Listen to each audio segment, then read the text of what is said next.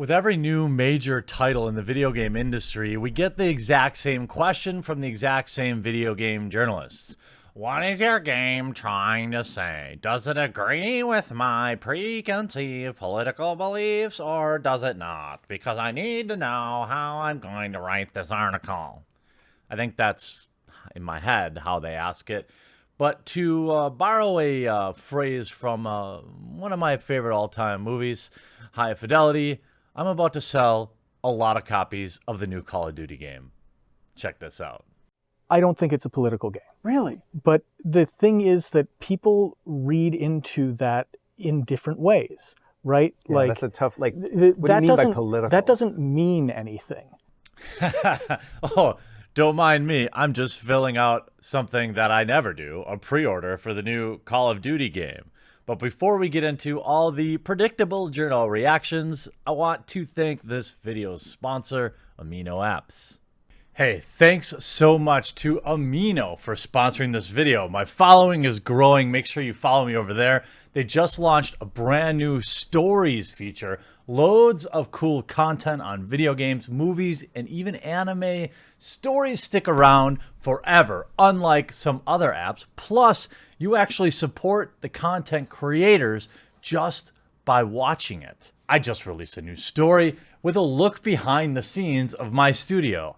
And I did it for a bit of fun, but you should check it out. Click the link in the description or the pinned comment to get the Amino app and make sure to follow me on there for more random behind the scenes content. Once you have the app, all you need to do is go to the users, type in The Quartering, one word, and you'll be able to find my profile to follow me right away. I look forward to posting more content on Amino soon. And there are definitely some more hilariously spicy takes in this interview that I'm going to get to in a minute, but some of the initial reaction is, of course, hilarious. Now, the idea that a game, I think the disconnect, to be fair, is that game journals want to push something. They want a game to be saying something, and more particularly, in my opinion, they want it to say what they want it to say, right? And then they can say, this game is good, it's passed our purity test, you should play this video game, ignore all the small little things. I mean, we know that the new Call of Duty game, here's what we know is going to happen. It seems pretty good. I think I'm very, very excited to play it. It's the first Call of Duty game that I've really been interested in playing for a very long time, although I did play the last game just because it's like, you know how you just, it's like fall and you're like, I should be playing this game because I have been playing this game. This game is actually something I'm excited for. The campaign, everything looks really good. Everything we're hearing from journalists who were really shook by the gameplay means it's probably going to be amazing. But the idea, we know that the game itself will have some hilariously bad microtransactions baked into the game long after we review it, and we'll all point that out at that time. We know what Activision's going to do, but nonetheless, these questions are loaded. They want you to, they want to point out that the game is saying, in my opinion, something about, you know, that all game journos agree on. According to Infinity Ward, the new Call of Duty game is not political. Excuse me? In what seems to be a reoccurring trend in modern AAA games, Call of Duty Modern Warfare developer Infinity Ward has insisted that its upcoming reboot sequel is not political. You know, the title where you play as an American and you go into foreign lands trying to stop bad things from happening. This game where you can play as children is not saying anything in any way. Again, this is a deliberate misinterpretation of his answer. You heard it. He basically says, what does that even mean? Because we know what the journals want it to mean. We know the journals want it to be saying something about the current administration, or they want to be, you know, they want to write that story because apparently there's some section of people that enjoy video games that don't like to go to exclusivelygames.com. Only 48 hours left to help keep the site's lights on. Please check it out today. But anyway, there's obviously a market for that type of article. Most people, mostly on Twitter, gets a lot of shares, and they like their analytics. But real gamers, in my opinion, the people that enjoy video games as a form of escapism, couldn't care less. But again, it's deliberately misinterpreting the question. The guy answered it like any one of us would. What do you even mean? What does that mean? Are you saying, does it say something? Because later he goes on to say this, and I love how irritated they seem. Are we telling a story that has anything to do with the specific governments of any countries that we are portraying? No, right? So if you're asking, like, is Trump in the video game? No, he isn't. Right? Like, right. It's not. That's not. These are sort of like timeless questions. Ooh. How many of you are now more interested in Call of Duty? This is the kind of development team that I want to support. This is the type of attitude. And look, I don't care if they're just pandering, because you know who they're pandering to? Their customers, not these moron video game journalists out there who are just looking for some angle to push like they always are. Yeah, you know what they're doing here? This is what you're witnessing.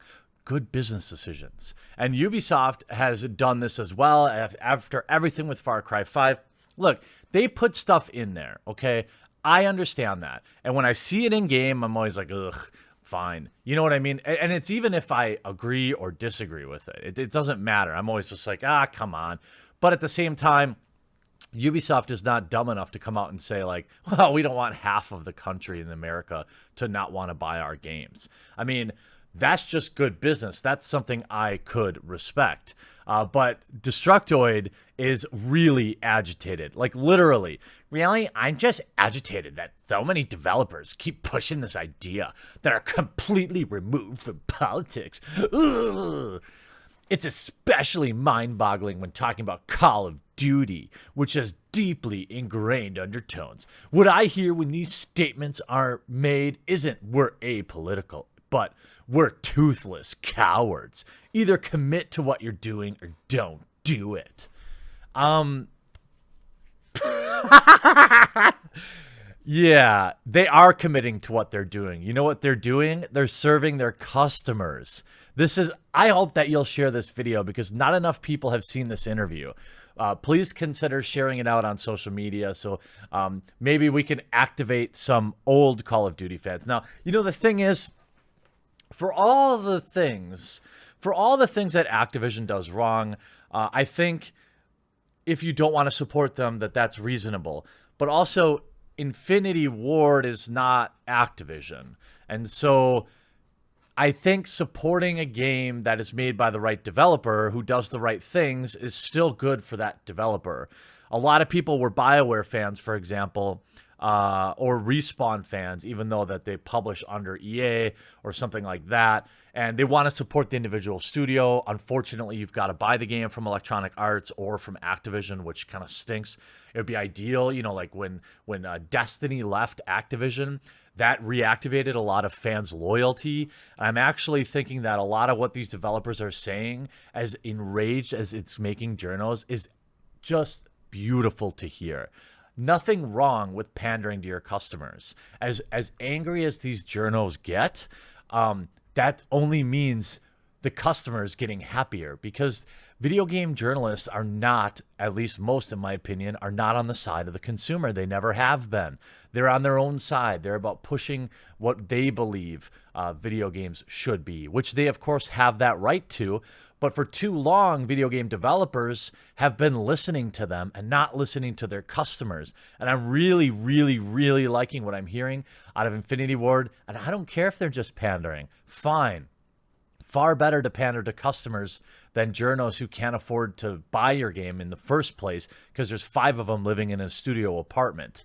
All right, so when you look at how PC Gamer covered it, the game may not feature any real-life figures in a way that previous entry series have, but if your games are engaging with topics, you're comparing it to different events, you may want to rethink your definition of politics. What's really being said here is Infinity Ward doesn't want us to think of Call of Duty as being left-wing or right-wing because that would limit their audience.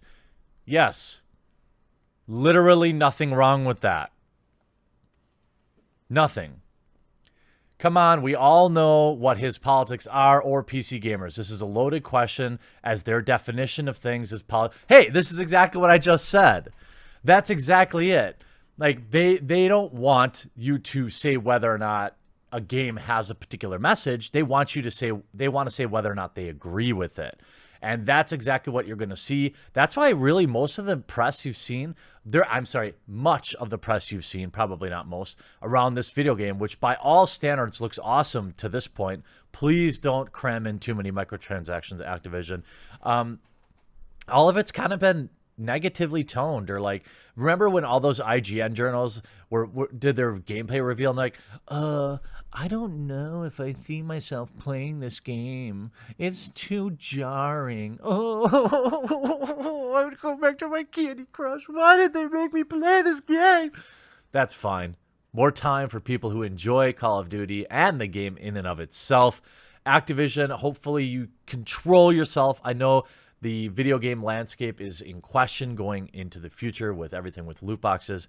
But I, for one, am very excited for the new Call of Duty game. No, I probably won't actually pre-order it, but you can believe that I'll be playing it on day one because I want to support video game studios that remember who buys their games. And I hope you do too, and I hope you liked and commented and shared this video. It helps the channel a ton. I'll see you out on Amino, and we'll talk to you again real soon.